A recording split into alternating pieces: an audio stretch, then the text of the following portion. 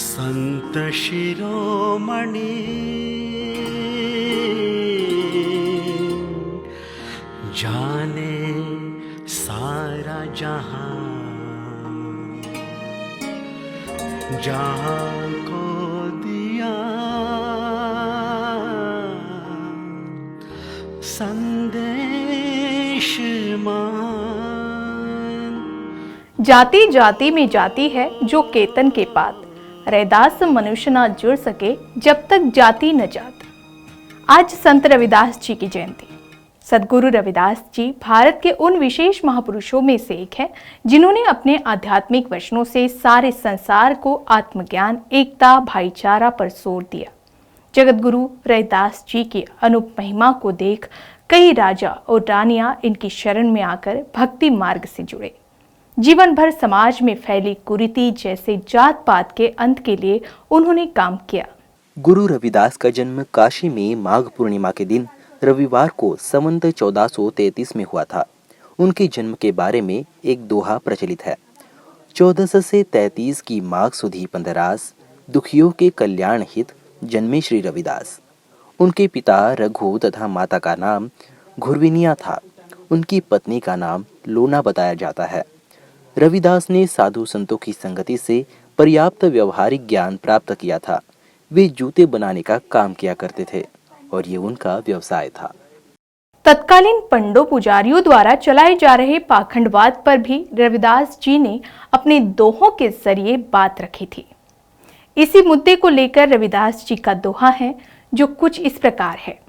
धर्म कर्म जाने नहीं, मन मह जाति अभिमान, ए सोऊ ब्राह्मण सो भलो, रविदास श्रमिकहु जान।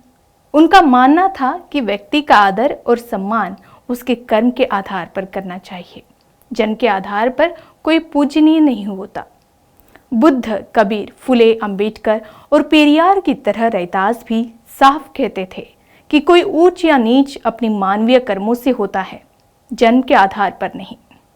उनके जीवन की छोटी छोटी घटनाओं से समय तथा वचन के पालन संबंधी उनके गुणों का पता चलता है।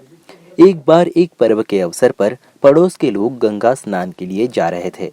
रविदास के शिष्यों में से एक ने उनसे भी चलने का आग्रह किया तो वे बोले, गंगा स्नान के लिए मैं अवश्य चलता हूँ। गंगा स्नान के लिए जाने पर मन यहाँ लगा रहेगा तो पुण्य कैसे प्राप्त होगा।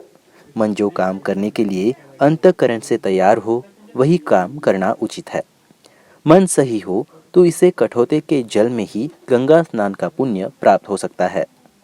कहा जाता है कि इस प्रकार के व्यवहार के बाद ही ये कहावत प्रचलित हो गई कि मन चंगा तो कठौती में गंगा।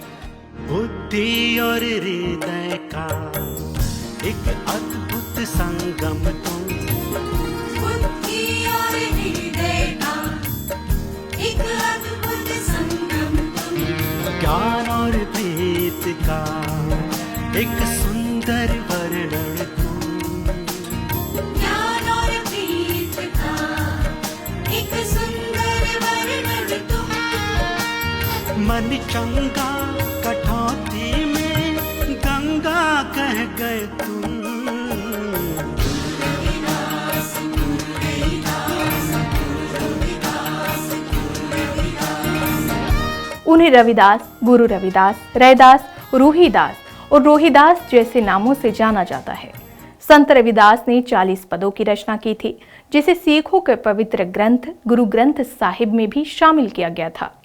रविदास जी जाति की बजाय मानवता में यकीन रखते थे और सभी को एक समान मानते थे। उनका मानना था कि परमात्मा ने इंसान की रचना की है, सभी इंसान समान हैं और उनके अधिकार भी समान हैं। न कोई ऊंचा होता है और न कोई नीचा होता है।